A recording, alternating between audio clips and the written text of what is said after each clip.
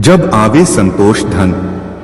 प्रतिदिन की भांति भगवान बुद्ध सभी शिष्यों को आत्मसंतोष का बोध करा रहे थे। आत्मसंतोष ही सबसे बड़ा धन है। इसी ज्ञान का बोध कराते हुए भगवान बुद्ध ने शिष्यों को एक कथा सुनाई। एक गांव में एक गरीब व्यक्ति रहता था। वह बहुत मेहनत करता, किंतु वह धन नहीं कमा पाता था। इस प्रकार उसके दिन बड़ी मुश्किल से बीत रहे थे। कई बार तो ऐसा हो जाता कि उसे कई कई दिनों तक सिर्फ एक वक्त का खाना खाकर ही गुजारा करना पड़ता था। इस मुसीबत से छुटकारा पाने का कोई उपाय उसे न सूझता। एक दिन उसे महात्मा बुद्ध मिल गए। उसने महात्मा बुद्ध की खूब सेवा की। बुद्ध उसकी सेवा से प्रसन्न हो गए और उसे देवी की आराधना का एक मंत्र दिया। मंत्र से कैसे देवी का स्मरण किया जाए, उसकी पूरी विधि भी बुद्ध ने उसे बता दी। वह व्यक्ति उस मंत्र से भगवान का स्मरण करने लगा। कुछ दिन मंत्र आराधना करने पर देवी उसके सामने प्रकट हुई। देवी ने उससे कहा, मैं तुम्हारी आराधना से प्रसन्न हूं। बोलो क्या चाहते हो, निर्भय होकर मांगो। देवी को इस प्रकार सामने देख वह व्यक्ति एकाएक घबरा गया। क्या मांगा जाए यह वह तुरंत तय ही न कर सका, इसलिए हड़बड़ाहट में बोला, देवी जी इस समय तो नहीं, हाँ मैं कल आपसे मांग लूंगा। देवी कल प्रातः आने के लिए कहकर अंतर्धान हो गई। घर जाकर वह व्यक्ति सोच में पड़ गया कि देवी से क्या मांगा जाए, वर भी कैसा मांगा जाए। वह उस पर विचार करने लगा। ये जमींदार लोग गांव के सब लोगों पर रोब गांठते हैं, इसलिए देवी से वर मांगकर मैं जमींदार हो जाऊं तो अच्छा रहे। यह विचार कर उसने जमींदारी मांगने का निर्णय कर लिया। इस विचार के आने के बाद वह सोचने लगा कि जब लगान भरने का समय आता है तब ये जमींदार भी तो तहसीलदार साहब की आरजुमिनते करते हैं। इस प्रकार इन जमींदारों से बड़ा तो तहसीलदार ही है, इसलिए जब बनना ही है तो बड़ा तहसीलदार क्यों न बन जाऊं। इस प्रकार विचार कर वह तहसीलदार बनने की इच्छा करने लगा।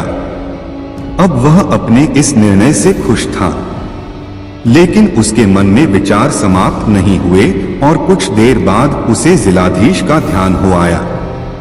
वह जानता था कि जिलाधीश साहब के सामने तहसीलदार भी कुछ नहीं है। तहसीलदार तो भीगी बिल्ली सा बना रहता है जिलाधीश के सामने। इस तरह उसे अब तहसीलदार का पद भी फीका लगने लगा। आंतरिक इच्छाएं बढ़ती चली गईं। वह सोचने विचारने में ही इतना फंस गया कि कुछ तय नहीं कर पाया कि क्या मांगा जाए। इस तरह दिन तो बीता ही, रात भी बीत गई। सवेरा हुआ। वह अभी भी कुछ निर्णय नहीं कर पाया था। जो ही सूरज की पहली किरण पृथ्वी पर पड़ी, त्यों ही देवी उसके सामने प्रकट हो गई। देवी बोली, बोलो अब क्या चाहते हो। अब तो तुमने सोच विचार कर निश्चय कर लिया होगा कि क्या मांगना है।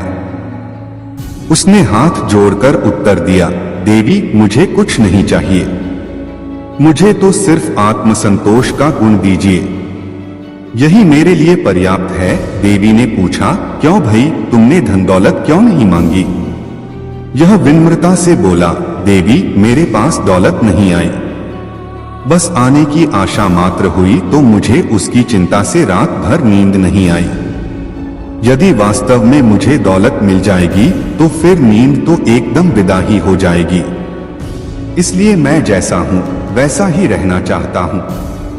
आत्मसंतोष का गुण ही सबसे बड़ी दौलत होती है, आप मुझे यही दे दीजिए।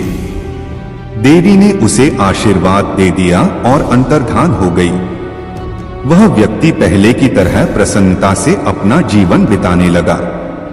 बुद्ध का चमत्कार। किसी नगर में एक दुकानदार था। उसकी कपड़े की दुकान थी। वह बड़ा ही ईमानदार था और अपने ग्राहकों के साथ उसका व्यवहार बड़ा अच्छा रहता था, इसलिए उसकी दुकान खूब चलती थी। अचानक दुकानदार के सामने एक कठिनाई आ गई। उसका छोटा लड़का उसके साथ दुकान पर बैठता था। जाने कहां से उसको आदत पड़ गई कि दुकान पर जो भी खरीदार आता वह उसकी टोपी या पगड़ी उतारकर फेंक देता। दुकानदार ने उसे बहुत समझाया, डराया, धमकाया, मारा पीटा, लेकिन उसने अपनी आदत न छोड़ी। धीरे धीरे लोगों ने उसकी दुकान पर आना कम कर दिया। दुकानदार बहुत ही परेशान हो गया। अब वह क्या करे? लड़के की मां नहीं थी, इसलिए घर पर अकेले उसे छोड़ भी नहीं सकता था। संयोग से एक दिन उसकी दुकान के सामने से भगवान बुद्ध निकले। उसने अपनी परेशानी उन्हें बताई। तथागत, आप जैसे भी बने इस लड़के को ठीक कर दीजिए, मैं आपका बड़ा एहसान मानूंगा। बुद्ध ने सारी बात सुनकर कहा, मैं तुम्हारे लड़के को ठीक तो कर दूंगा, लेकिन एक शर्त है। दुकानदार ने पूछा, क्या? वे बोले, मैं या तुम्हारा बालक जो करे तुम उसमें रोक टोक नहीं करोगे। दुकानदार राजी हो गया। अगले दिन बुद्ध अपने सिर पर एक साफा बांधकर उसकी दुकान पर आए। लड़का तो ताक में था ही। जैसे ही बुद्ध बैठे कि वह उठा और उनका साफा उतारकर सड़क पर फेंक दिया। बुद्ध ने हंसकर कहा, शाबाश बेटे। उन्होंने उसे पुचकारा और कहा, जरा दौड़कर साफे को उठा तो लाना। लड़के ने छलांग लगाई और साफा उठाकर ले आया। बुद्ध ने कहा, मेरे सिर पर इसे बांध दो। लड़के ने उसे उल्टा सीधा करके सिर पर लपेट दिया। दूसरे दिन बुद्ध फिर उसकी दुकान पर आए। उनके सिर पर साफा था, पर वे दुकान के सामने एक लकड़ी और छोटी कुल्हाड़ी डाल आए थे। दुकान पर आते ही उन्होंने लड़के को अपने पास बुलाया और कहा, बेटा, उस कुल्हाड़ी को उठाकर जरा लकड़ी के टुकड़े कर देना। दुकानदार ने सुना तो वह बड़ा घबराया। कहने को हुआ कि महाराज, आप यह क्या करवा रहे हो? लड़का अपना पैर काट लेगा, पर वह कुछ न बोलने का वचन जो दे चुका था। लड़के ने कूदकर कुल्हाड़ी उठा ली और लकड़ी को काटने लगा। वह थोड़ी ही देर में थककर लौट आया और बुद्ध के पास बैठ गया। बुद्ध ने 7 दिन तक उससे कुछ न कुछ कराया। उसके बाद बच्चे की साफा उतारने की आदत एकदम छूट गई। दुकानदार चकित रह गया। उसने बुद्ध से कहा, तथागत, आपने यह क्या चमत्कार कर दिया? बुद्ध बोले, हम लोग दिन भर में बच्चे से 20 बार कहते हैं, यह मत कर, वह मत कर, लेकिन एक बार भी यह नहीं कहते कि यह कर। बालक कुछ करना चाहता है। तुमने देखा, जब जब मैंने तुम्हारे लड़के को कुछ करने को कहा, उसने कितने आनंद से उस काम को किया।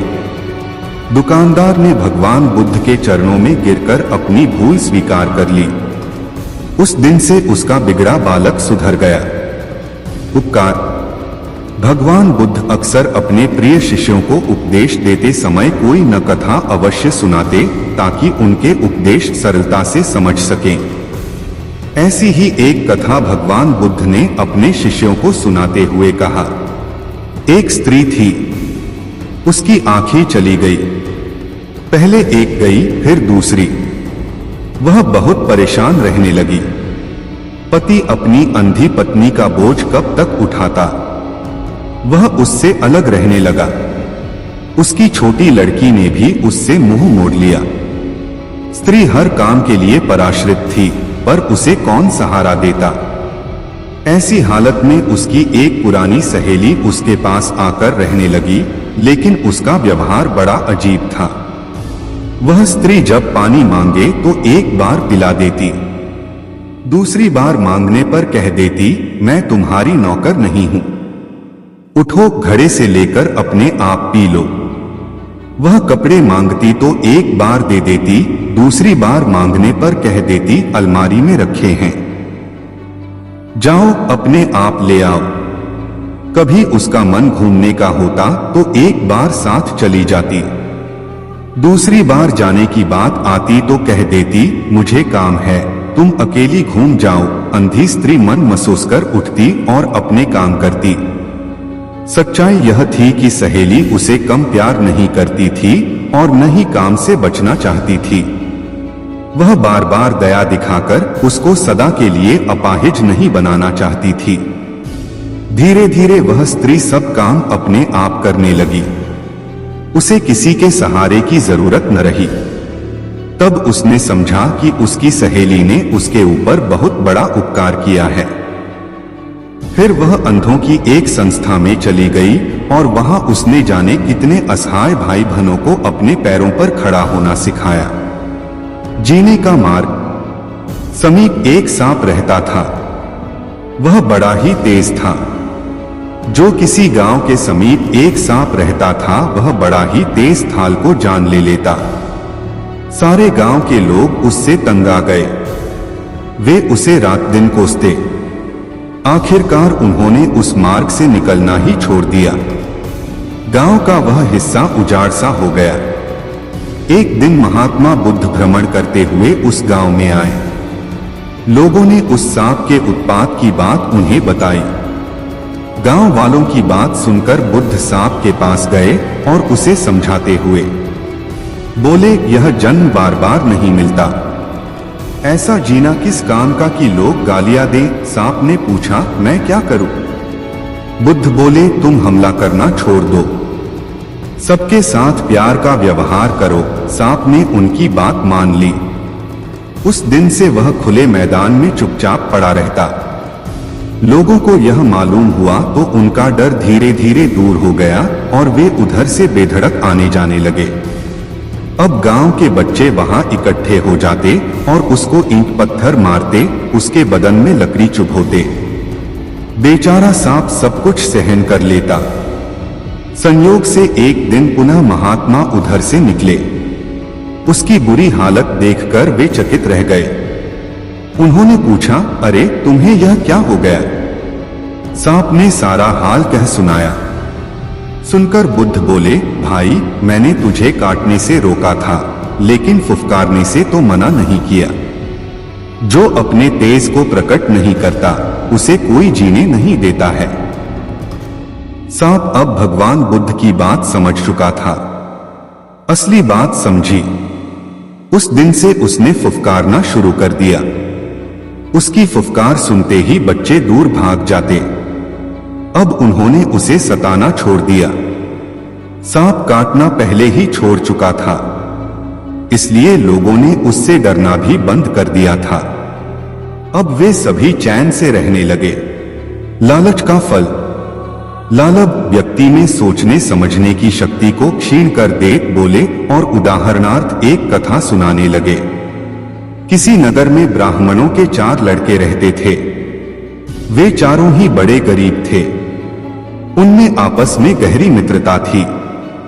अपनी गरीबी दूर करने के लिए उन्होंने बहुत से उपाय किए, लेकिन उनका कष्ट दूर नहीं हुआ। आखिर परेशान होकर उन चारों ने निश्चय किया कि कहीं जाकर उन्हें धनोपार्जन का प्रयत्न करना चाहिए। चारों नगर छोड़कर चल दिए। चलते चलते वे एक नदी के किनारे पहुंचे। वहां उन्हें एक साधु मिला। उन्हें दुखी देखकर साधु ने कारण पूछा। उन्होंने अपनी परेशानी साधु को बताई। सुनकर साधु ने कहा, मैं तुम्हें 4 दीपक देता हूं। एक एक दीपक हाथ में लेकर आओ। जहां दीपक गिरे वहीं रुककर खुदाई करना। तुम लोगों को बहुत बड़ी दौलत मिल जाएगी और फिर दौलत लेकर लौट आना। दीपक लेकर चारों चल दिए। थोड़ी दूर जाने पर उनमें से एक का दीपक गिर गया। उसने रुककर खोदा तो वहां पर तांबे की खान निकली। उसने अपने साथियों से कहा, जितना तांबा चाहो ले लो, लेकिन वे बोले, इससे हमारी गर्मी दूर नहीं होगी, आगे और भी कीमती चीजें मिलेंगी। इतना कहकर वे चल दिए। कुछ दूर निकलते ही दूसरे का दीपक गिर गया। उसने वहां खोदा तो चांदी की खान निकली। दूसरे साथी ने बाकी 2 से कहा, लो चांदी ले लो, पर नहीं माने। बोले, हम आगे जाएंगे, वहां सोने की खान मिलेगी। कुछ आगे चले ही थे कि तीसरे का दीपक गिरा। खोदा तो सचमुच सोने की खान निकली। तीसरे ने चौथे से रुकने को कहा तो उसने वही बात कह दी, जो पहले दो ने कही थी, और अकेला दौलत के लालच में आगे बढ़ चला। काफी दूर चलने पर उसे एक व्यक्ति मिला। उसके माथे पर एक चक्र घूम रहा था और उसका बदन खून से तरबतर हो रहा था। चौथे साथी ने उसके पास जाकर पूछा, तुम कौन हो? तुम्हारे माथे पर यह चक्र कैसे घूम रहा है? उसका इतना कहना कि उस आदमी के माथे से चक्र उछलकर पूछने वाले के माथे पर लग गया और लगा चक्कर काटने। पहले चक्राधारी ने कहा, यह चक्र किसी दूसरे के माथे से उतरकर इसी तरह मेरे माथे पर लग गया था। अब यह तब उतरेगा कि जब मेरी और तुम्हारी तरह धन का कोई लोभी यहां आकर तुमसे बात करेगा। लेकिन मेरे खाने पीने का क्या होगा? नए चक्राधारी ने रूधे गले से पूछा। उस व्यक्ति ने जवाब दिया, यह चक्र उन लोगों के लिए है जो धन के बेहद लोभी हैं। इस चक्र के लगते ही भूख प्यास नींद सब गायब हो जाती है। कोई हैरानी नहीं होती, बस इस चक्र घूमने का कष्ट रहता है। इस तरह यह अनंत काल तक सताता रहता है। इतना कहकर वह व्यक्ति तो चला गया, लेकिन धन का लोभी ब्राह्मण का वह लड़का जाने कब तक खून से लथपथ होकर उस दुख को भोगता रहा। क्रोध का उपचार। एक स्त्री थी, उसे बहुत क्रोध आता था। जरा सी कोई बात होती कि उसका पारा चढ़ जाता और वह कहनी अनकहनी सब तरह की बातें कह डालती। उसके इस स्वभाव से पूरा घर और पूरा पड़ोस परेशान था। लोग उससे बातें करने में भी घबराते थे। वह भी अपनी इस आदत से बहुत परेशान रहती थी। जब उसका क्रोध शांत होता था तो उसे बड़ा पछतावा होता था, लेकिन फिर भी वह अपनी आदत से लाचार थी। एक दिन भगवान बुद्ध उस स्त्री के घर आए। स्त्री ने बुद्ध से कहा, तथागत, मैं बहुत ही दुखी हूं। मुझे बहुत क्रोध आता है, मैं उस पर काबू नहीं कर पाती। तथागत ने कहा, कोई बात नहीं, मेरे पास गुस्से को दूर करने की बहुत अच्छी दवा है। कल मैं आऊंगा तो साथ लेता आऊंगा। अगले दिन बुद्ध आए तो एक शीशी में दवा ले आए। दवा देते हुए स्त्री से कहा, इस दवा को इसी शीशी से पिया जाता है। जब तुम्हें क्रोध आए तो इस शीशी को मुंह में लगाकर उस समय तक दवा पीती रहना जब तक कि क्रोध दूर न हो जाए। मैं 7 दिन बाद फिर आऊंगा। इतना कहकर बुद्ध चले गए। स्त्री ने उस दवा का प्रयोग शुरू किया। जैसे ही उसे क्रोध आता तो वह शीशी को अपने मुंह में लगा लेती। 7 दिन बाद जब बुद्ध आए तो स्त्री उनके पैरों में गिर पड़ी। बोली, तथागत, आपने मुझे बचा लिया। ऐसी शर्तिया दवा दी कि मेरा क्रोध जाने कहां चला गया। कृपा करके इतना बता दीजिए कि आपने कौन सी दवा दी थी। बुद्ध ने हंसकर कहा, पगली, शीशी में कुछ नहीं था, पानी था। शीशी के मुंह में आ जाने से तुम बोल नहीं सकती थी और गुस्सा दूर करने की शर्तिया दवा मुंह बंद कर लेना है। सच्ची दयालुता। रात्रि विश्राम के लिए भगवान बुद्ध के शिष्यों ने एक सुनसान स्थान पर डेरा डाला हुआ था। चंद्रमा की चांदनी में हर वस्तु स्पष्ट दिखाई दे रही थी। तभी एक शिष्य ने भगवान बुद्ध से एक कथा सुनाने का आग्रह किया। बुद्ध अपने प्रिय शिष्य की बात टाल न सके, सभी को बैठने का इशारा किया और कथा सुनाते हुए बोले, एक गांव में मेला लगा हुआ था। वहीं पर एक छोटा सा कुआं था जिसमें एक आदमी भूल से गिर गया। वह चिल्लाने लगा, मुझे बचाओ, लेकिन मेले में बड़ा शोरगुल था, कौन सुने उसकी आवाज। लोग अपने काम धंधे में लगे हुए थे। सांझ हुई, लोग जल्दी में थे। इतने में एक समाजसेवी युवक कुएं के पास आकर बैठा। उसे अंदर से आदमी की आवाज सुनाई दी। वह बोला, चुप रह, यह बिना दीवार का कुआं किसने बनाया? उस मेला अधिकारी के खिलाफ कार्रवाई करूंगा। यह कहते हुए वह आगे चल दिया। इतने में एक सन्यासी वहां आकर बैठा। कुएं के अंदर से आदमी चिल्लाया, मुझे निकालो। सन्यासी बोला, भाई, पिछले जन्म में तुमने कुछ कुकर्म किए होंगे जिसका फल भोग रहे हो। अपना अपना फल सभी को भोगना पड़ता है, इसमें कुछ नहीं किया जा सकता। उस आदमी ने कहा, यह तुम मुझे पीछे समझा देना, पहले कुएं से तो बाहर निकलो। सन्यासी बोला, देखो, मैं तो कर्म त्याग चुका हूं, गांव के लोगों से कहूंगा तुम्हारी कुछ मदद कर दें। कहते हुए वह भी चल दिया। इतने में एक हारात का किसान उधर आया। सोचा कुएं से पानी खींचकर प्यास बुझा लूंगा। इतने में कुएं के अंदर से आवाज आई, मुझे निकालो। किसान ने अंदर झांका, देखा एक आदमी गिरा पड़ा है। किसान बोला, भाई, यह रस्सी तो है पर पतली है, टूट जाएगी। देखो, कुछ उपाय करता हूं। उसने अपनी घोटी खोली और रस्सी के साथ बांध दी। उसकी सहायता से वह आदमी बाहर आ गया।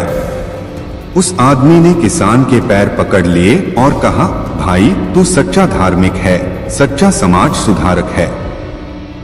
उन लोगों ने तो मेरी सुनी ही नहीं।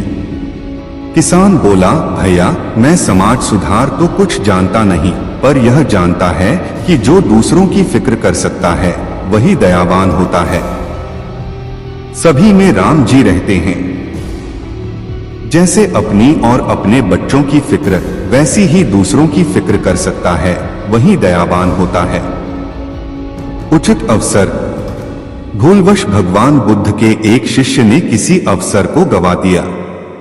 भगवान बुद्ध ने उस शिष्य को समझाते हुए एक कथा सुनाई।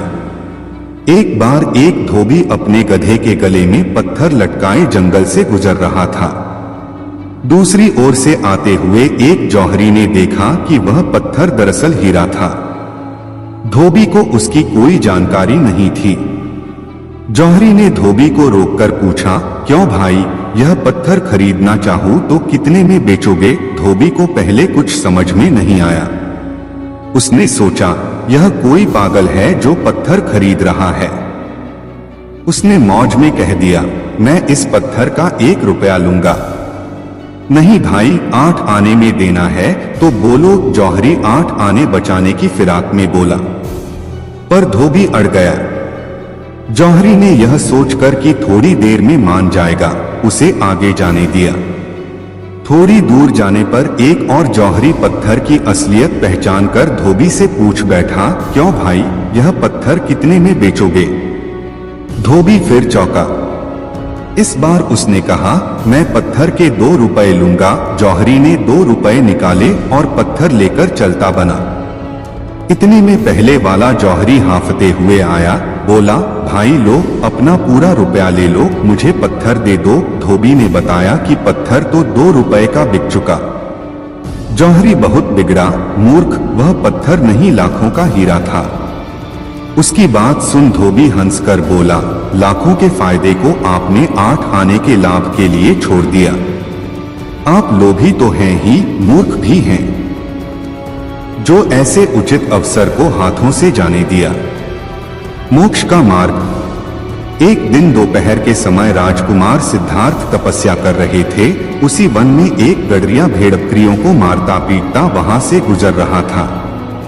भेड़ों की दशा देखकर सिद्धार्थ ने गडरिये से पूछा, भाई, तुम इन मूक प्राणियों को बुरी तरह मारते हुए कहां ले जा रहे हो? गडरिया बोला, आज राजा बिंबसार के महल में एक बहुत बड़ा यज्ञ हो रहा है, वहां इन सबकी बलि दी जानी है। मुझे वहां ठीक समय पर पहुंचना है, इसलिए मैं इन्हें लेकर राजा के महल जा रहा हूं। इतना कहकर गडरिया फिर भेड़ों को पीटता हुआ आगे बढ़ गया। सिद्धार्थ भी उसके पीछे पीछे राजा के महल पहुंच गए। जैसे ही बधिक ने बलि देने के लिए तलवार उठाई, दूर से आवाज आई, ठहरो, हिंसा मत करो। सब लोग साधु वेशधारी सिद्धार्थ को आश्चर्य से देखने लगे। सिद्धार्थ राजा के पास आकर बोले, राजन, यह कैसा यज्ञ है जिसमें मूक पशुओं का वध किया जा रहा है? इस यज्ञ के देवता कैसे हैं जो निर्दोष जानवरों के खून से ही प्रसन्न होते हैं? खून पीकर न तो देवता प्रसन्न होते हैं और न ही मनुष्य को मोक्ष मिलता है, उल्टा वह पाप का भागीदार बन जाता है। दीन दुखियों की निस्वार्थ सेवा, अहिंसा तथा धर्म ही मनुष्य के मोक्ष का द्वार है। सिद्धार्थ की बात का राजा पर गहरा प्रभाव पड़ा। उसने तुरंत सभी भेड़प्रियों को स्वतंत्र करा दिया। सच्ची मित्रता। तथागत अपने शिष्यों को एक दिन सच्ची मित्रता की कथा सुनाते हुए, दो मित्र थे, वे बड़े ही बहादुर थे। उनमें से एक ने अपने बादशाह के अन्याय के विरुद्ध आवाज उठाई। बादशाह बड़ा ही कठोर और बेरहम था। उसको जब मालूम हुआ तो उसने उस नौजवान को फांसी के तख्ते पर लटका देने की आज्ञा दी। नौजवान ने बादशाह से कहा, आप जो कर रहे हैं वह ठीक है। मैं खुशी खुशी मौत की गोद में चला जाऊंगा, लेकिन आप मुझे थोड़ा समय दे दीजिए, जिससे मैं गांव जाकर अपने बच्चों से मिल आऊं। बादशाह ने कहा, नहीं, मुझे तुम पर विश्वास नहीं है। उस नौजवान का मित्र वहां मौजूद था। वह आगे बढ़कर बोला, मैं अपने इस दोस्त की जमानत देता हूं, अगर यह लौटकर न आए तो आप मुझे फांसी पर चढ़वा दीजिए। बादशाह चकित रह गया। उसने अब तक ऐसा कोई व्यक्ति नहीं देखा था जो दूसरों के लिए अपनी जान देने को तैयार हो जाए। बादशाह ने उसकी प्रार्थना स्वीकार कर ली। उसे 6 घंटे का समय दिया गया। नौजवान घोड़े पर सवार होकर अपने गांव को रवाना हो गया। उसका मित्र जेल खाने भेज दिया गया। नौजवान ने हिसाब लगाकर देखा कि वह 5 घंटे में लौट आएगा, लेकिन बच्चों से मिलकर जब वह वापस आ रहा था, उसका घोड़ा ठोकर खाकर गिर गया और फिर उठा ही नहीं। नौजवान के भी चोट आई, पर उसने हिम्मत नहीं हारी। 6 घंटे बीते और वह नौजवान नहीं लौटा तो उसका मित्र बड़ा खुश हुआ। आखिर इससे बढ़कर क्या बात होती कि मित्र मित्र के काम आए। वह भगवान से प्रार्थना करने लगा कि उसका मित्र न लौटे। जिस समय मित्र को फांसी के तख्ते के पास ले जाया जा रहा था तो वह नौजवान वहां आ पहुंचा। उसने मित्र से कहा, लो, मैं आ गया, अब तुम घर जाओ, मुझे विदा दो। मित्र बोला, यह नहीं हो सकता, तुम्हारी मियाद पूरी हो गई। नौजवान ने कहा, यह तुम क्या कहते हो? सजा तो मुझे मिली है। दोनों मित्रों की मित्रता को बादशाह देख रहा था। उसकी आंखें डबडबा आईं। उसने उन दोनों को बुलाकर कहा, तुम्हारी मित्रता ने मेरे दिल पर गहरा असर डाला है। जाओ, मैं तुम्हें माफ करता हूं। उस दिन से बादशाह ने कभी किसी पर जुल्म नहीं किया। सत्य का महत्व। सत्य के महत्व को समझना जितना कठिन होता है, उतना ही सरल भी। अपने शिष्यों को उपदेश देते हुए भगवान बुद्ध ने सत्य के महत्व को समझाने के लिए एक कथा प्रारंभ की। एक ब्राह्मण रात्रि में अपने घर के बाहर बैठा था। तभी एक स्त्री सामने से गुजरी और ब्राह्मण ने उसे रोककर कहा, आप कौन हैं देवी? इस घोर रात्रि में कहां जा रही हैं? स्त्री बोली, मैं लक्ष्मी हूं, इस नगरी को छोड़कर जा रही हूं। ठीक है, जाओ, ब्राह्मण बोला। कुछ देर बाद एक अन्य स्त्री के निकलने पर ब्राह्मण ने उससे वही प्रश्न किया, जिसके बाद उत्तर में वह बोली, मैं कीर्ति हूं और यहां से जा रही हूं। ब्राह्मण ने कहा, शौक से जाओ। इसके बाद उसने एक पुरुष को आते देखा तो उठकर उससे मार्ग में वही बात पूछी। पुरुष बोला, मैं सत्य हूं और इस नगर को छोड़कर जा रहा हूं। यह सुनकर ब्राह्मण चिंतित हो उठा, लपककर सत्य के चरणों में गिर पड़ा और गिड़गिड़ाकर कहने लगा, नहीं भगवान, आप यहाँ से न जाएं, आपके जाने के बाद तो यहाँ कुछ भी नहीं बचेगा। मैं आपको यहाँ से नहीं जाने दूंगा, भले ही मेरे प्राण निकल जाएं। परोपकारी ब्राह्मण की अनुनय विनय पर सत्य ने वहां रुकने की स्वीकृति दे दी। ब्राह्मण को संतोष हो गया। कुछ ही क्षणों में लक्ष्मी और कीर्ति को वापस आते देखकर वह मुस्कुराया और बोला, आप दोनों तो चली गई थी, अब क्या हुआ? यह सुनकर दोनों बोली, हे ब्राह्मण देव, जहां पर सत्य है वहां से हम नहीं जा सकती, अब हमें यहीं रहना होगा। भगवान बुद्ध पुनः बोले, श्रेष्ठतम जीवन का आधार सत्य है। सत्य के बल पर ईश्वर है, सत्य में ईश्वरीय शक्तियां वास करती हैं। जो व्यक्ति सत्य को धारण करता है वह ईश्वर तुल्य हो जाता है, परंतु सत्य का मार्ग कांटों से भरा है। बुद्ध का चमत्कार। किसी नगर में एक दुकानदार था। उसकी कपड़े की दुकान थी। वह बड़ा ही ईमानदार था और अपने ग्राहकों के साथ उसका व्यवहार बड़ा अच्छा रहता था, इसलिए उसकी दुकान खूब चलती थी। अचानक दुकानदार के सामने एक कठिनाई आ गई। उसका छोटा लड़का उसके साथ दुकान पर बैठता था। जाने कहां से उसको आदत पड़ गई कि दुकान पर जो भी खरीदार आता वह उसकी टोपी या पगड़ी उतारकर फेंक देता। दुकानदार ने उसे बहुत समझाया, डराया, धमकाया, मारा पीटा, लेकिन उसने अपनी आदत न छोड़ी। धीरे धीरे लोगों ने उसकी दुकान पर आना कम कर दिया। दुकानदार बहुत ही परेशान हो गया। अब वह क्या करे? लड़के की मां नहीं थी, इसलिए घर पर अकेले उसे छोड़ भी नहीं सकता था। संयोग से एक दिन उसकी दुकान के सामने से भगवान बुद्ध निकले। उसने अपनी परेशानी उन्हें बताई, तथागत, आप जैसे भी बने इस लड़के को ठीक कर दीजिए, मैं आपका बड़ा एहसान मानूंगा। बुद्ध ने सारी बात सुनकर कहा, मैं तुम्हारे लड़के को ठीक तो कर दूंगा, लेकिन एक शर्त है। दुकानदार ने पूछा, क्या? वे बोले, मैं या तुम्हारा बालक जो करे तुम उसमें रोक टोक नहीं करोगे। दुकानदार राजी हो गया। अगले दिन बुद्ध अपने सिर पर एक साफा बांधकर उसकी दुकान पर आए। लड़का तो ताक में था ही। जैसे ही बुद्ध बैठे कि वह उठा और उनका साफा उतारकर सड़क पर फेंक दिया। बुद्ध ने हंसकर कहा, शाबाश बेटे। उन्होंने उसे पुचकारा और कहा, जरा दौड़कर साफे को उठा तो लाना।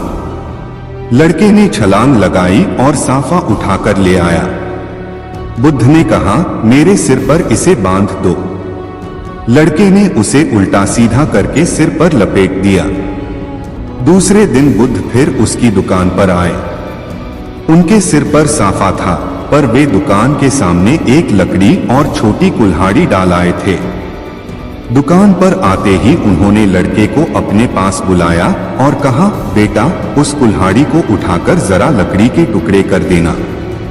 दुकानदार ने सुना तो वह बड़ा घबराया। कहने को हुआ कि महाराज, आप यह क्या करवा रहे हो? लड़का अपना पैर काट लेगा, पर वह कुछ न बोलने का वचन जो दे चुका था। लड़के ने कूदकर कुल्हाड़ी उठा ली और लकड़ी को काटने लगा। वह थोड़ी ही देर में थककर लौट आया और बुद्ध के पास बैठ गया। बुद्ध ने 7 दिन तक उससे कुछ न कुछ कराया। उसके बाद बच्चे की साफा उतारने की आदत एकदम छूट गई। दुकानदार चकित रह गया। उसने बुद्ध से कहा, तथागत, आपने यह क्या चमत्कार कर दिया? बुद्ध बोले, हम लोग दिन भर में बच्चे से 20 बार कहते हैं, यह मत कर, वह मत कर, लेकिन एक बार भी यह नहीं कहते कि यह कर। बालक कुछ करना चाहता है। तुमने देखा, जब जब मैंने तुम्हारे लड़के को कुछ करने को कहा, उसने कितने आनंद से उस काम को किया। दुकानदार ने भगवान बुद्ध के चरणों में गिरकर अपनी भूल स्वीकार कर ली। उस दिन से उसका बिगड़ा बालक सुधर गया। उपकार। भगवान बुद्ध अक्सर अपने प्रिय शिष्यों को उपदेश देते समय कोई न कथा अवश्य सुनाते, ताकि उनके उपदेश सरलता से समझ सकें। ऐसी ही एक कथा भगवान बुद्ध ने अपने शिष्यों को सुनाते हुए कहा। एक स्त्री थी, उसकी आंखें चली गई। पहले एक गई, फिर दूसरी।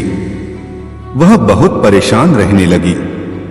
पति अपनी अंधी पत्नी का बोझ कब तक उठाता? वह उससे अलग रहने लगा। उसकी छोटी लड़की ने भी उससे मुंह मोड़ लिया। स्त्री हर काम के लिए पराश्रित थी, पर उसे कौन सहारा देता? ऐसी हालत में उसकी एक पुरानी सहेली उसके पास आकर रहने लगी, लेकिन उसका व्यवहार बड़ा अजीब था। वह स्त्री जब पानी मांगे तो एक बार पिला देती, दूसरी बार मांगने पर कह देती, मैं तुम्हारी नौकर नहीं हूं, उठो घड़े से लेकर अपने आप पी लो। वह कपड़े मांगती तो एक बार दे देती, दूसरी बार मांगने पर कह देती, अलमारी में रखे हैं, जाओ अपने आप ले आओ। कभी उसका मन घूमने का होता तो एक बार साथ चली जाती, दूसरी बार जाने की बात आती तो कह देती, मुझे काम है, तुम अकेली घूम जाओ। अंधी स्त्री मन महसूस कर उठती और अपने काम करती। सच्चाई यह थी कि सहेली उसे कम प्यार नहीं करती थी और न ही काम से बचना चाहती थी। वह बार बार दया दिखाकर उसको सदा के लिए अपाहिज नहीं बनाना चाहती थी। धीरे धीरे वह स्त्री सब काम अपने आप करने लगी, उसे किसी के सहारे की जरूरत न रही। तब उसने समझा कि उसकी सहेली ने उसके ऊपर बहुत बड़ा उपकार किया है। फिर वह अंधों की एक संस्था में चली गई और वहां उसने जाने कितने असहाय भाई बहनों को अपने पैरों पर खड़ा होना सिखाया। जीने का मार्ग। समीप एक सांप रहता था, वह बड़ा ही तेज था। जो किसी गांव के समीप एक सांप रहता था वह बड़ा ही तेज थाल को जान ले लेता। सारे गांव के लोग उससे तंग आ गए, वे उसे रात दिन कोसते। आखिरकार उन्होंने उस मार्ग से निकलना ही छोड़ दिया। गांव का वह हिस्सा उजाड़ सा हो गया। एक दिन महात्मा बुद्ध भ्रमण करते हुए उस गांव में आए। लोगों ने उस सांप के उत्पात की बात उन्हें बताई। गांव वालों की बात सुनकर बुद्ध सांप के पास गए और उसे समझाते हुए बोले, यह जन्म बार बार नहीं मिलता, ऐसा जीना किस काम का कि लोग गालियां दें। सांप ने पूछा, मैं क्या करूं? बुद्ध बोले, तुम हमला करना छोड़ दो, सबके साथ प्यार का व्यवहार करो। सांप ने उनकी बात मान ली। उस दिन से वह खुले मैदान में चुपचाप पड़ा रहता। लोगों को यह मालूम हुआ तो उनका डर धीरे धीरे दूर हो गया और वे उधर से बेधड़क आने जाने लगे। अब गांव के बच्चे वहां इकट्ठे हो जाते और उसको ईंट पत्थर मारते, उसके बदन में लकड़ी चुभोते। बेचारा सांप सब कुछ सहन कर लेता। संयोग से एक दिन पुनः महात्मा उधर से निकले। उसकी बुरी हालत देखकर वे चकित रह गए। उन्होंने पूछा, अरे तुम्हें यह क्या हो गया? सांप ने सारा हाल कह सुनाया। सुनकर बुद्ध बोले, भाई मैंने तुझे काटने से रोका था, लेकिन फुफकारने से तो मना नहीं किया। जो अपने तेज को प्रकट नहीं करता उसे कोई जीने नहीं देता है। सांप अब भगवान बुद्ध की बात समझ चुका था, असली बात समझी। उस दिन से उसने फुफकारना शुरू कर दिया। उसकी फुफकार सुनते ही बच्चे दूर भाग जाते। अब उन्होंने उसे सताना छोड़ दिया। सांप काटना पहले ही छोड़ चुका था, इसलिए लोगों ने उससे डरना भी बंद कर दिया था। अब वे सभी चैन से रहने लगे। पसीने की कमाई। एक नगर में एक गरीब ब्राह्मण अपनी पत्नी के साथ रहता था। वो भिक्षा मांगकर अपना जीवन गुजारता और भगवान की पूजा में लगा रहता था। वह उतनी ही भिक्षा मांगता जिससे उसके और उसके परिवार का पेट भर सके। उस नगर का राजा बहुत धनवान और ब्राह्मणों का आदर करने वाला था।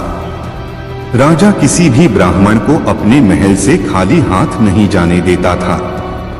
दूर दूर से ब्राह्मण राजा के पास आते और मुंहमांगा दान लेकर आशीर्वाद देते हुए चले जाते। एक दिन ब्राह्मण की पत्नी ने ब्राह्मण से कहा कि दूर दूर के ब्राह्मण राजा से मनचाहा दान लेकर चले जाते हैं और तुम यहाँ के यहाँ एक दिन भी राजा के पास नहीं गए। जन्म भर कंगाली कहाँ तक झेलूं? आज तुम जाओ और राजा से कुछ मांग कर लाओ।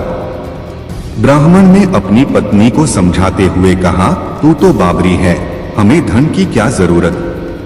हमें इतना तो मिल ही जाता है जिससे हम अपना पेट भर सकें और राजा का धन अच्छा नहीं होता, वो हमें नहीं लेना चाहिए। ब्राह्मण की पत्नी जिद पर अड़ गई और बोली, मैं तुम्हारी एक भी बात सुनने वाली नहीं हूं। कब तक हम कंगाली में जीते रहेंगे? तुम तो रोज माला लेकर बैठ जाते हो। अपने बच्चों को क्या खिलाएं और क्या पहनाएं? जब बच्चे दूसरे बच्चों को पहनते, ओढ़ते और खाते पीते देखते हैं तो उनका मन भी ललचाता है। आज तुम राजा के पास जाओ। राजा बहुत भला व्यक्ति है, वो हमें जरूर मुंह मांगा दान देगा। मजबूर होकर ब्राह्मण राजा के महल की ओर चल दिया, पर राजा उस समय महल में नहीं था। ब्राह्मण को वापस लौटना पड़ा। दूसरे दिन ब्राह्मण की पत्नी ने ब्राह्मण को फिर से महल भेजा, परंतु राजा फिर से महल में नहीं मिला। तीसरे दिन राजा महल में मिल गया और उसने ब्राह्मण का स्वागत किया और उसे आसन पर बैठाया और 2 दिन न मिल पाने के लिए क्षमा भी मांगी। राजा ने कहा, मैं आपकी क्या सेवा कर सकता हूं? ब्राह्मण ने कहा, जो मैं मांगू वो आप दे सकेंगे। राजा ने कहा, हाँ हाँ कहिए, मैं आपकी क्या सेवा कर सकता हूँ? ब्राह्मण ने निवेदन दिया, महाराज मैं कुछ और नहीं चाहता, बस आप मुझे अपनी पसीने की कमाई से 4 पैसे दान में दे दीजिए। ब्राह्मण की बात सुनकर राजा चौंक गया और सोचने लगा, खजाने में बहुत सारा धन पड़ा है, पर मेरी मेहनत की एक कौड़ी भी नहीं है।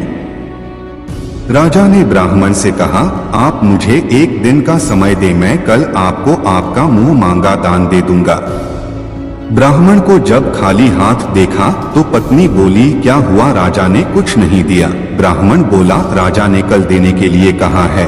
ब्राह्मण की पत्नी सोचने लगी, शायद इन्होंने बहुत सारा धन मांगा होगा और राजा को इसकी व्यवस्था करने में समय लग रहा होगा, इसीलिए कल बुलाया है। दूसरी ओर राजा ने अपने राजसी कपड़े बदलकर फटे पुराने कपड़े पहने और मजदूर जैसा भेष बना लिया। जब राजा की पत्नी ने देखा और कारण पूछा तो राजा ने सब कुछ बताया। रानी बोली, मैं भी आपके साथ चलूंगी। राजा के हाँ कहने पर रानी भी पुरानी साड़ी पहनकर आ गई।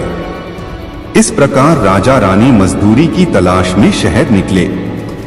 लुहारों के मोहल्ले में जाकर राजा ने आवाज लगाई, किसी को मजदूर चाहिए, मजदूर। आखिर एक लुहार ने उन्हें बुला लिया जो पहिए पर हाल चढ़ाने की तैयारी कर रहा था। उसने राजा से कहा, देखो तुम्हें पहले खलात धोंकनी पड़ेगी और जब आग आ जाए उसके बाद घन पीटना होगा। फिर रानी की ओर देखकर कहा, तुम्हें कुएं से पानी लेकर होदी भरनी पड़ेगी और कोयले वाले घर से कोयला लेकर भट्टी में डालना होगा। तुम दोनों को दिन भर में 2-2 आने मिलेंगे। अगर काम पसंद हो तो बोलो, नहीं तो अपना रास्ता नापो। राजा रानी लुहार के बताए काम को करने लगे। राजा खलात धोंकने लगा, पर उससे काम ठीक से नहीं हो पा रहा था। लौहार नाराज होकर राजा को ठीक से काम करने के लिए कहता। राजा जैसे तैसे अपना काम करने लगा। रानी भी कुएं से पानी भरकर लाने लगी। रानी के हाथ में फफोले पड़ गए। किसी तरह बड़ी कठिनाइयों से उसने पानी का हौज भरा। उसके बाद रानी कोयला लाकर भट्टी में डालने लगी। कोयल भरने से रानी के गोर हाथ और कपड़े काले हो गए। भट्टी में आग आने पर लुहार ने 5 भट्टी में से निकालकर पहिए पर जमाई और एक धन अपने हाथ में लेकर और एक राजा के हाथ में देकर कहा, देखो बारी बारी से धन इस पर पटकना। हाथ इधर उधर न होने पाए। राजा जोर जोर से धन पटकने लगा, लेकिन उसका निशाना ठीक नहीं बैठना था। कभी धन हाल पर गिरता तो कभी पहिए पर। मजदूरों का यह हाल देखकर लुहारिन बड़बड़ाती हुई आई और लुहार से कहने लगी, तुमने कहां से यह नौसिखिए मजदूर काम पर लगाए हैं? इनसे काम नहीं होगा। यह सस्ते मजदूर तुम्हारा सब काम बिगाड़ देंगे। राजा रानी उन दोनों की फटकार सुनने सुनने अपना काम मन लगाकर करते रहे। घन पटकते पटकते राजा का शरीर पसीने से तर हो गया और जोर जोर से सांस चलने लगी। रानी भी पानी भरते भरते और कोयला झोंकते झोंकते थककर चूर हो गई। दोनों ने पूरे दिन बहुत मेहनत की। लुहार ने राजा रानी को 2-2 पैसे दिए, जिसे वो बड़ी खुशी खुशी लेकर महल आ गए। आज उन्हें पता चला कि मेहनत की कमाई कैसी होती है। राजा ने 4 पैसे अलग रख दिए और अगले दिन ब्राह्मण को बुलाकर उसे दे दिए। ब्राह्मण राजा को आशीर्वाद देकर घर लौटा और ब्राह्मणी से कहा, लो मैं राजा के यहाँ से दक्षिणा ले आया हूँ। ब्राह्मणी खुश होकर दौड़ती हुई आई, पर जब उसने 4 पैसे देखे तो वो ठिठक कर रह गई और उन्हें दूर फेंक दिया। वो जल भुनकर ब्राह्मण से बोली, तुम जैसे दरिद्र से राजा के यहाँ जाकर भी कुछ न मांगा गया, शर्म भी नहीं आती, कहकर रूठ कर चली गई और बहुत देर तक बड़बड़ करती रही। ब्राह्मण ने उन 4 पैसों का उठाकर तुलसी घर के पास रख दिए और सोचा जब ब्राह्मणी शांत हो जाएगी तो जरूरत पड़ने पर उठा लेगी। परंतु कई दिनों तक पैसे वही रखे रहे और फूल बेलपत्र ऊपर से गिरकर मिट्टी में दब गए। ब्राह्मण और ब्राह्मणी दोनों ही उन सिक्कों के बारे में भूल गए। कुछ दिनों बाद तुलसी घर में 4 पौधे उगे। चारों पौधे बहुत सुंदर थे। यह देख ब्राह्मणी रोज उनमें पानी डाल देती। 4 महीने बाद वो पौधे बड़े हो गए और उनमें फूल लगने लगे। फूल सूखने पर इनसे मोती झड़ने लगे। ब्राह्मण और ब्राह्मणी ने कभी मोती नहीं देखे थे, वो समझे कि कोई बीज है। हर रोज कई फूल झड़ते और बहुत मोती पूरे तुलसी घर में बिखर जाते। ब्राह्मणी उन मोतियों को समेट कर घर के एक कोने में डाल देती। इस तरह वहां मोतियों का ढेर लग गया। एक दिन एक सब्जी वाली आई। ब्राह्मणी को सब्जी लेनी थी पर उसके पास पैसे नहीं थे। उसने सब्जी वाली से कहा, क्या तुम इन चमकदार बीजों के बदले सब्जी दे सकती हो? सब्जी वाली ने देखा तो वो पहचान गई कि ये तो मोती हैं। उसने खुशी खुशी ब्राह्मणी को उन मोतियों के बदले उसकी मनपसंद सब्जी दे दी। अब से हर रोज ऐसा होने लगा। ब्राह्मणी और सब्जी वाली दोनों खुश थे। सब्जी वाली यह सोचकर खुश थी कि मुझे 1 पैसे की तरकारी के बदले हजारों का माल मिलता है, और ब्राह्मणी यह सोचकर खुश थी कि इस बीजों के बदले सब्जी मिल जाती है। इस प्रकार कई महीने बीत गए। उधर राजमहल में कई राजहंस थे जो मोती चुगते थे। राजा का यह नियम था, जब राजहंस मोती चुग लेते थे उसके बाद ही राजा और उसका परिवार भोजन करता था। एक समय बाद राजा का सारा धन उन मोतियों और दान देने में खर्च हो गया। अब राजा को मोती खरीदने के पैसे तक नहीं बचे। यह खबर पूरे नगर में फैल गई। बुद्ध की सिखावन। भगवान बुद्ध की धर्मसभा में एक व्यक्ति प्रतिदिन जाया करता था और उनके प्रवचन सुना करता था। उसका यह क्रम 1 महीने तक चला, लेकिन उसके जीवन पर इसका कोई प्रभाव नहीं पड़ा। बुद्ध बार बार समझाते थे, लोभ, द्वेष और मोह पाप के मूल हैं। इन्हें त्यागो, पर वह बेचारा इन बुराइयों से बचना तो दूर, इनमें और फंसता ही जा रहा था। बुद्ध कहते थे, क्रोध करने वाले पर जो क्रोध करता है उससे उसका ही अहित होता है, पर जो क्रोध का जवाब क्रोध से नहीं देता वह एक भारी युद्ध जीत लेता है। हैरान होकर वह बुद्ध के पास गया और उन्हें प्रणाम निवेदन करके बोला, भते, 1 महीने से मैं आपके प्रवचन सुन रहा हूं, लेकिन मुझ पर उनका जरा भी असर नहीं पड़ा। बुद्ध ने मुस्कुराकर उसकी ओर देखा और कहा, अच्छा, कहाँ के रहने वाले हो? श्रावस्ती का। यहाँ राजगृह से श्रावस्ती कितनी दूर है? उसने बता दिया। कैसे जाते हो वहां? सवारी से। कितना समय लगता है? इतना, उसने हिसाब लगाकर बता दिया। ठीक, अब यह बताओ, यहां बैठे बैठे राजगृह पहुंच गए, यह कैसे हो सकता है? वहां पहुंचने के लिए तो चलना होगा। बुद्ध ने बड़े प्यार से कहा, तुमने सही कहा, चलने पर ही मंजिल पर पहुंचा जा सकता है। इसी तरह अच्छी बातों पर असर तभी पड़ता है जब उन पर अमल किया जाए। उपदेश का मोल। गौतम बुद्ध एकांत स्थान पर बैठकर साधना में लीन थे। कुछ देर के पश्चात उन्होंने अपनी आंखें खोली तो अपने प्रिय शिष्यों को सामने पाया। सभी शिष्य गौतम बुद्ध से कुछ जानने के लिए आतुर थे। एक शिष्य ने आगे बढ़कर कहा, भंते, हम जानना चाहते हैं कि उपदेशों का वास्तविक मोल क्या होता है। शिष्यों को संबोधित करते हुए भगवान बुद्ध बोले, यह आवश्यक नहीं कि कोई भी साधु संत पूर्ण व्याख्या करके ही उपदेश दे, बल्कि वह किसी भी कार्य अथवा इशारे मात्र से भी उपदेश का महत्व समझा सकता है। इसी विषय में मैं तुम्हें एक कथा सुनाता हूँ, सुनो। किसी नगर में एक सेठ रहता था।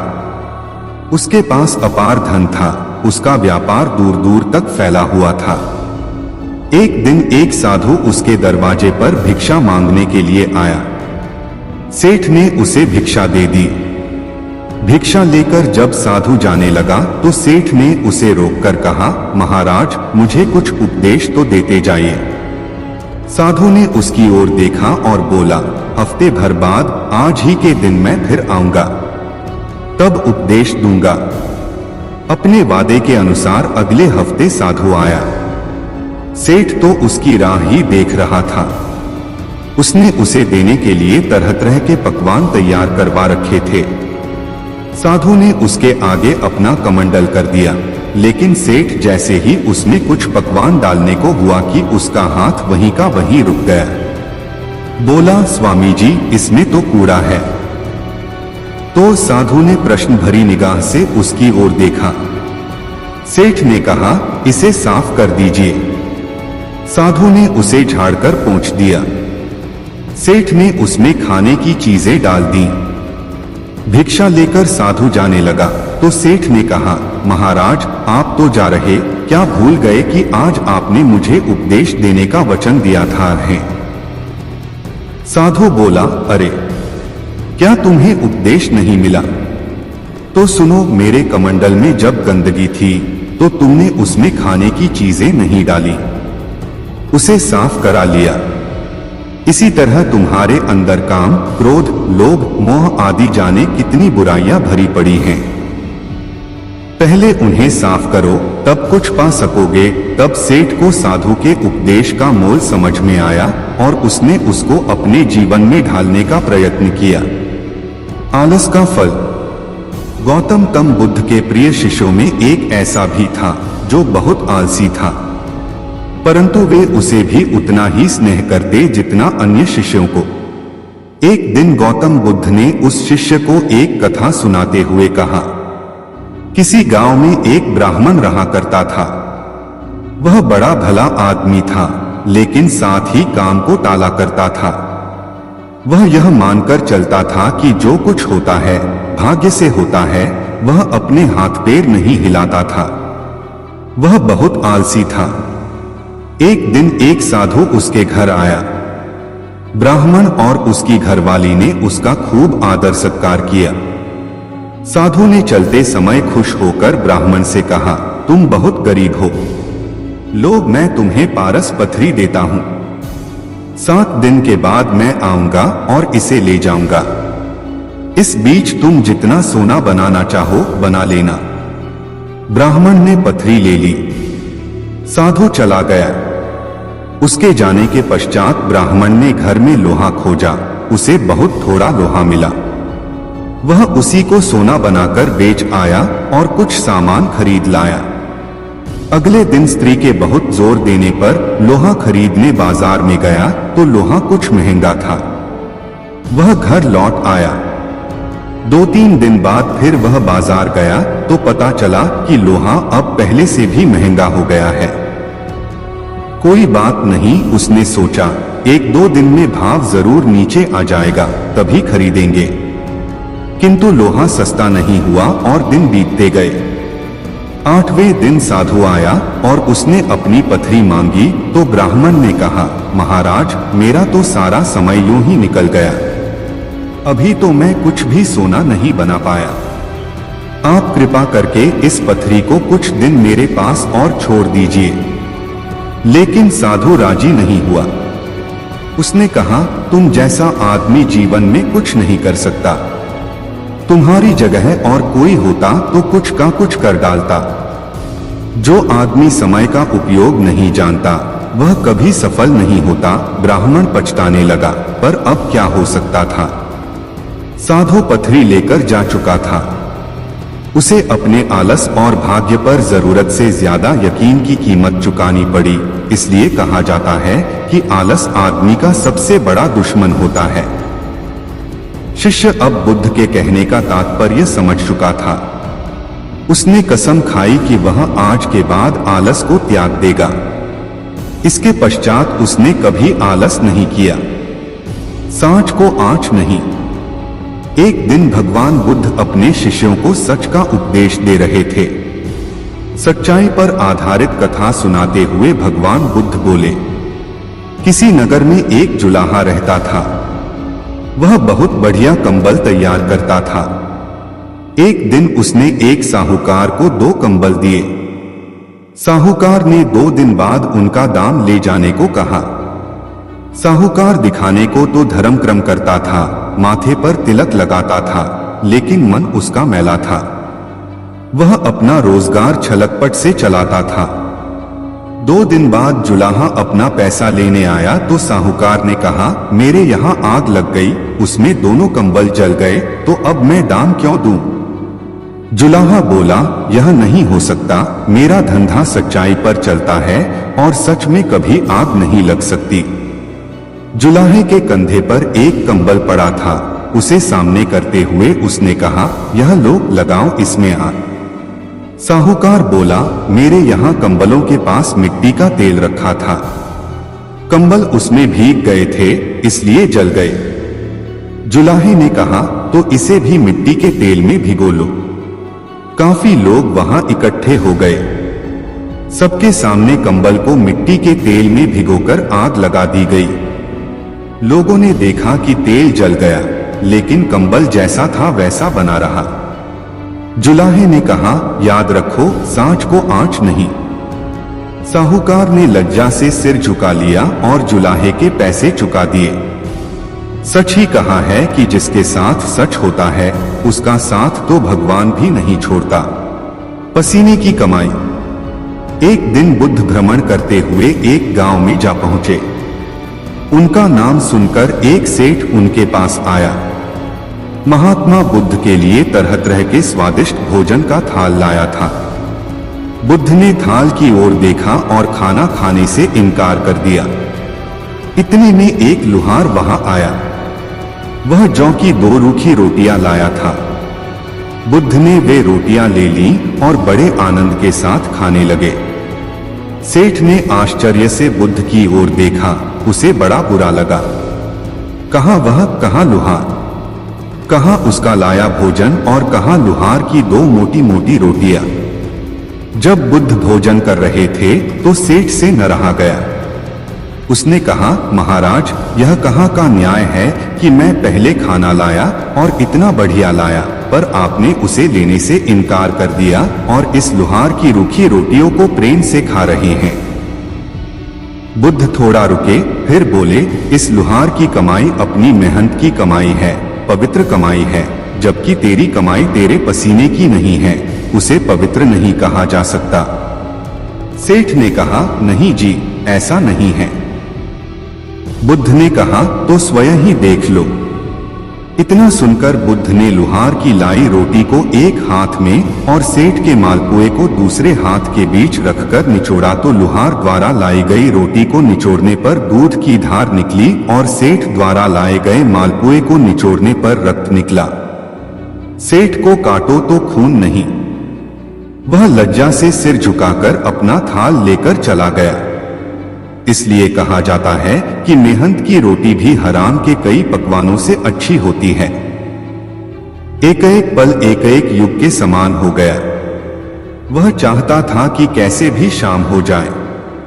शाम हुई और रात भी हो गई, लेकिन उसकी इच्छा पूरी नहीं हुई।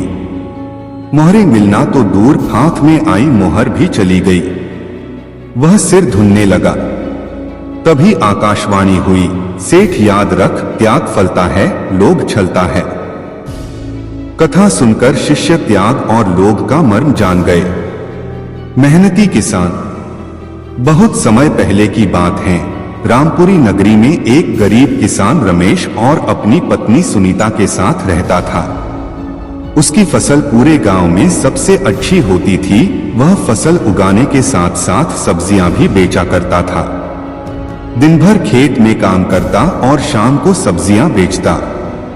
एक दिन वह सुबह सुबह उठता है और अपने पत्नी से कहता है, सुनीता, मैं खेत में काम करने जा रहा हूँ, तुम मेरे लिए खाना लाना। उसकी पत्नी कहती है, ठीक है।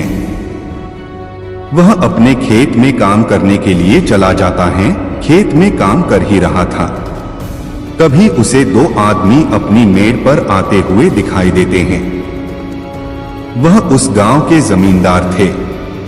रमेश के पास आकर जमींदार जी बोलते हैं, मैंने सुना है कि तुम पूरे गांव में सबसे अच्छी फसल उगाते हो, क्या तुम अपनी फसल मुझे बेचोगे? मैं तुम्हारी फसल को अच्छे दामों पर लूंगा। किसान रमेश बोलता है, क्यों नहीं मालिक, यह तो मेरी खुशी की बात है जो मैं अपना अनाज आपको अच्छे दाम पर बेचूं। जमींदार जी बोलते हैं, ठीक है, फसल पक जाने पर हमारे कुछ आदमी आकर तुम्हारे फसल को काटकर तुम्हारे घर पहुंचा देंगे। रमेश कहता है, ठीक है मालिक। कुछ देर बीते ही थे कि उसकी पत्नी रमेश के पास खाना लेकर आती है। रमेश खुशी से बोलता है, अभी थोड़ी देर पहले जमींदार साहब आए थे, उनको हमारी फसल चाहिए, वह हमें अपनी फसल की अच्छी कीमत देंगे। यह सुनकर सुनीता बहुत खुश होती हैं। दोनों साथ काम कर घर चले जाते हैं। रमेश अपने खेत में कड़ी मेहनत कर अच्छी फसल उगाता है।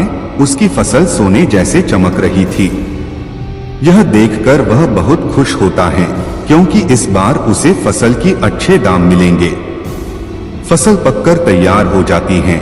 रमेश हंसिया लेकर अपने खेत में जा पहुंचता है फसल काटने के लिए। तभी वहां कुछ जमींदार के आदमी आते हैं।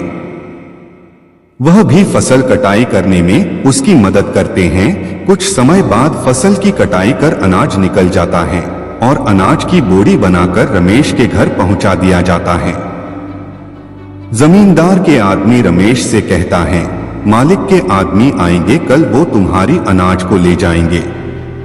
रमेश और सुनीता रात का भोजन करके सो जाते हैं। उनके घर में उसी रात चोर आकर उनके सारे अनाज को चुरा ले जाते हैं। जब सुबह उन दोनों को चोरी का पता लगता है, वह दोनों बहुत उदास हो जाते हैं। वह यह सोचता है कि जब जमींदार का आदमी आएगा तो मैं उसे क्या जवाब दूंगा। थोड़ी देर बाद जमींदार का आदमी आता है और रमेश से कहता है, लाओ रमेश, अपना फसल दो। रमेश उदास मन से कहता है, मेरी अनाज चोरी हो गई। क्या तुम्हारी अनाज चोरी हो गई? तुम शीघ्र ही मलिक के पास चलो। रमेश कहता है, ठीक है। वह दोनों जमींदार के पास जाते हैं। जमींदार साहब, मेरी अनाज किसी ने रात को चोरी कर ली। जमींदार बोलता है, तुम अधिक पैसों के लालच में अपनी अनाज किसी और को तो नहीं बेच दी? रमेश कहता है, नहीं मालिक, मैं ऐसा करके इस गांव से कहां जाऊंगा। अगर मैं ऐसा करूंगा तो कभी ना कभी आपको यह बात अवश्य ही पता चलेगी। जमींदार कहते हैं, ठीक है रमेश, कोई बात नहीं, तुम मुझे अगली बार अपनी अनाज बेच देना। रमेश उदास मन से अपने घर वापस लौट जाता है। रमेश अब शाम को सब्जियां बेचने जाता। सब्जियां बेचकर वह अपने घर का खर्च चलता। रात का भोजन करते समय सुनीता बोलती हैं, सब्जियां बेचकर हमारा गुजारा नहीं हो सकता, हमें कोई और रास्ता सोचना होगा। रमेश आचार का टुकड़ा खाने के लिए उठाता है। तभी उसे एक उपाय सोचता है। वह सुनीता से कहता है, क्यों ना मैं आचार बेचने का काम शुरू करूं और तुम आचार भी अच्छा बनाती हो। सुनीता आचार बनाने में जुट जाती है और रमेश उन आचार को बाजार में बेचने जाता है। उस दिन आचार की बिक्री काफी अच्छी होती है। वह घर आकर अपनी पत्नी से कहता है, हमें आचार की मात्रा और बढ़ानी होगी, लोग तुम्हारे आचार को बेहद ही पसंद कर रहे हैं। सुनीता और अधिक आचार बनती हैं। रमेश उसे बाजार में बेचता। ऐसा करते करते वह एक आचार की दुकान खोल लेता है। अब सारे गांव के लोग उसके दुकान पर आचार खरीदने आते। एक दिन जमींदार उसकी दुकान से गुजर रहे होते हैं। वह रमेश की दुकान पर जाते हैं और कहते हैं, क्यों रमेश, तुमने यह धंधा कब से शुरू किया? रमेश बोलता है, बस कुछ दिनों से ही मालिक। जमींदार रमेश की आचार को चखते हैं। उन्हें आचार काफी पसंद आता है और कहते हैं, रमेश, क्या तुम मेरे लिए 60 किलो आचार बना दोगे? रमेश हाँ में जवाब देता है। यह बात रमेश अपनी पत्नी को बताता है और उसकी पत्नी खुश होकर आचार को बनाने बैठ जाती है। कुछ ही दिनों में आचार बनकर तैयार हो जाता है।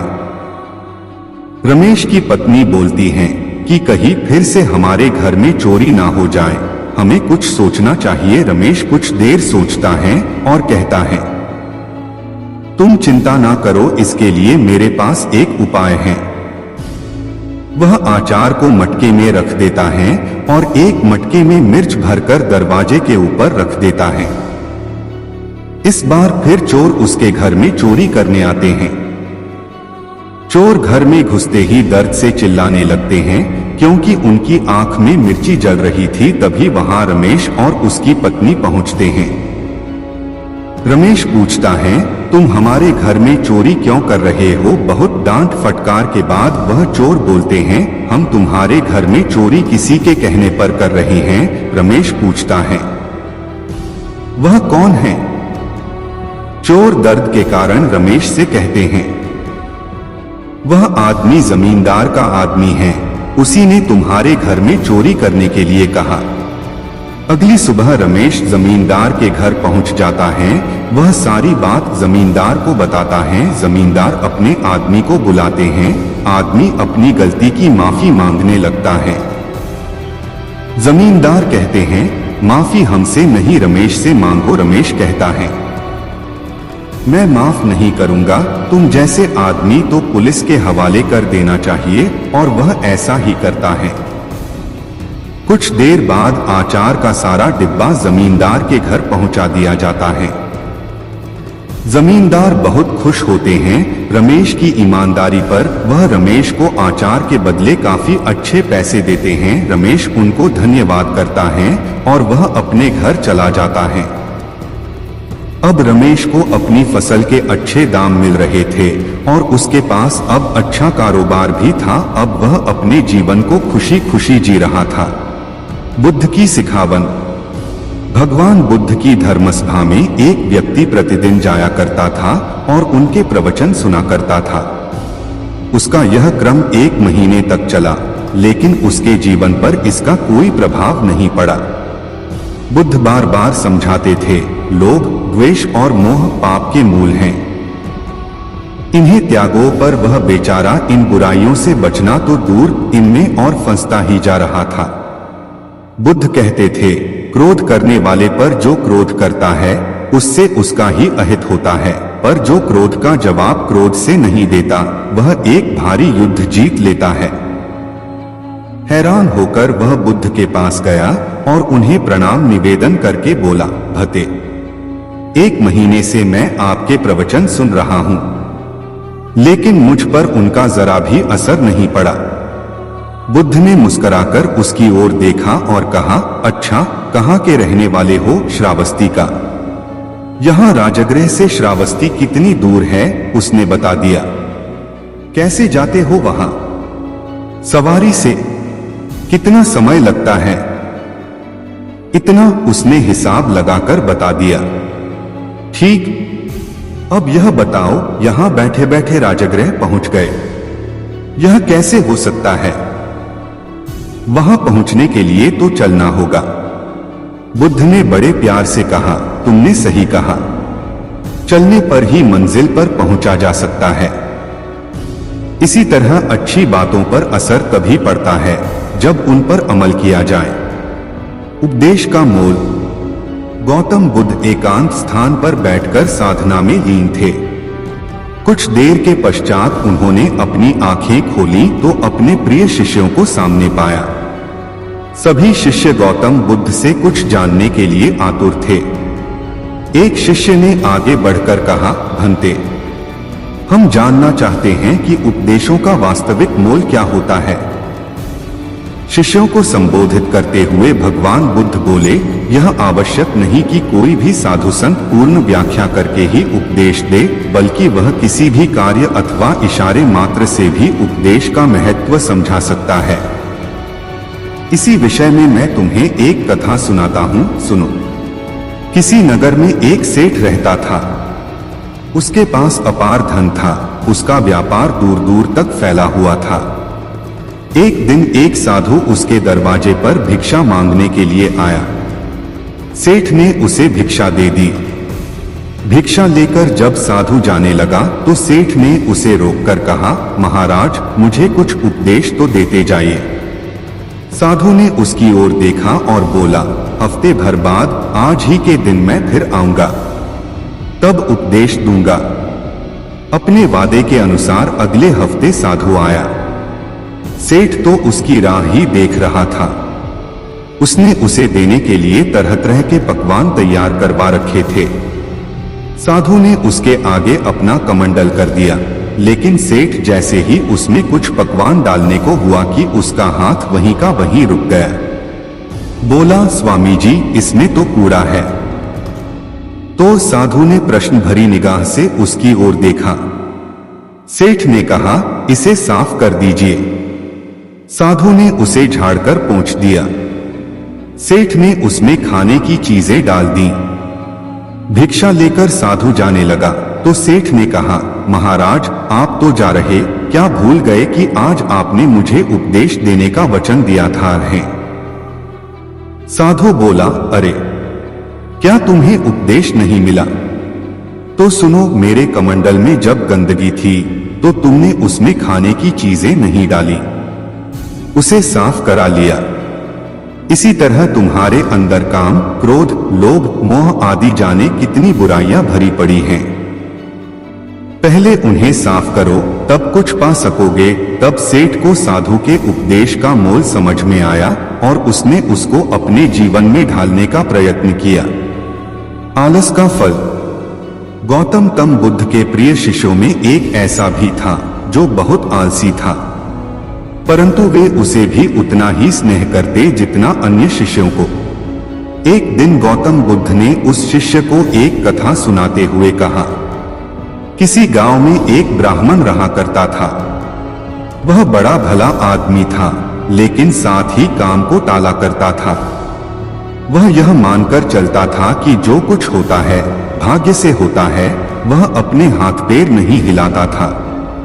वह बहुत आलसी था। एक दिन एक साधु उसके घर आया। ब्राह्मण और उसकी घरवाली ने उसका खूब आदर सत्कार किया। साधु ने चलते समय खुश होकर ब्राह्मण से कहा, तुम बहुत गरीब हो, लो, मैं तुम्हें पारस पथरी देता हूं। 7 दिन के बाद मैं आऊंगा और इसे ले जाऊंगा। इस बीच तुम जितना सोना बनाना चाहो बना लेना। ब्राह्मण ने पथरी ले ली। साधु चला गया। उसके जाने के पश्चात ब्राह्मण ने घर में लोहा खोजा। उसे बहुत थोड़ा लोहा मिला। वह उसी को सोना बनाकर बेच आया और कुछ सामान खरीद लाया। अगले दिन स्त्री के बहुत जोर देने पर लोहा खरीदने बाजार में गया तो लोहा कुछ महंगा था। वह घर लौट आया। 2-3 दिन बाद फिर वह बाजार गया तो पता चला कि लोहा अब पहले से भी महंगा हो गया है। कोई बात नहीं, उसने सोचा, 1-2 दिन में भाव जरूर नीचे आ जाएगा, तभी खरीदेंगे। किंतु लोहा सस्ता नहीं हुआ और दिन बीतते गए। 8वें दिन साधु आया और उसने अपनी पथरी मांगी तो ब्राह्मण ने कहा, महाराज, मेरा तो सारा समय यूं ही निकल गया। अभी तो मैं कुछ भी सोना नहीं बना पाया। आप कृपा करके इस पथरी को कुछ दिन मेरे पास और छोड़ दीजिए। लेकिन साधु राजी नहीं हुआ। उसने कहा, तुम जैसा आदमी जीवन में कुछ नहीं कर सकता। तुम्हारी जगह और कोई होता तो कुछ का कुछ कर डालता। जो आदमी समय का उपयोग नहीं जानता वह कभी सफल नहीं होता। ब्राह्मण पछताने लगा, पर अब क्या हो सकता था। साधु पथरी लेकर जा चुका था। उसे अपने आलस और भाग्य पर जरूरत से ज्यादा यकीन की कीमत चुकानी पड़ी। इसलिए कहा जाता है कि आलस आदमी का सबसे बड़ा दुश्मन होता है। शिष्य अब बुद्ध के कहने का तात्पर्य समझ चुका था। उसने कसम खाई कि वह आज के बाद आलस को त्याग देगा। इसके पश्चात उसने कभी आलस नहीं किया। सांच को आंच नहीं। एक दिन भगवान बुद्ध अपने शिष्यों को सच का उपदेश दे रहे थे। सच्चाई पर आधारित कथा सुनाते हुए भगवान बुद्ध बोले, किसी नगर में एक जुलाहा रहता था। वह बहुत बढ़िया कंबल तैयार करता था। एक दिन उसने एक साहूकार को 2 कंबल दिए। साहूकार ने 2 दिन बाद उनका दाम ले जाने को कहा। साहूकार दिखाने को तो धर्म क्रम करता था, माथे पर तिलक लगाता था, लेकिन मन उसका मैला था। वह अपना रोजगार छलकपट से चलाता था। 2 दिन बाद जुलाहा अपना पैसा लेने आया तो साहूकार ने कहा, मेरे यहाँ आग लग गई, उसमें दोनों कंबल जल गए, तो अब मैं दाम क्यों दूं? जुलाहा बोला, यह नहीं हो सकता। मेरा धंधा सच्चाई पर चलता है और सच में कभी आग नहीं लग सकती। जुलाहे के कंधे पर एक कंबल पड़ा था। उसे सामने करते हुए उसने कहा, यह लो, लगाओ इसमें आग। साहूकार बोला, मेरे यहाँ कंबलों के पास मिट्टी का तेल रखा था। कंबल उसमें भीग गए थे, इसलिए जल गए। जुलाहे ने कहा, तो इसे भी मिट्टी के तेल में भिगो लो। काफी लोग वहां इकट्ठे हो गए। सबके सामने कंबल को मिट्टी के तेल में भिगोकर आग लगा दी गई। लोगों ने देखा कि तेल जल गया, लेकिन कंबल जैसा था वैसा बना रहा। जुलाहे ने कहा, याद रखो, सांच को आंच नहीं। साहूकार ने लज्जा से सिर झुका लिया और जुलाहे के पैसे चुका दिए। सच ही कहा है कि जिसके साथ सच होता है, उसका साथ तो भगवान भी नहीं छोड़ता।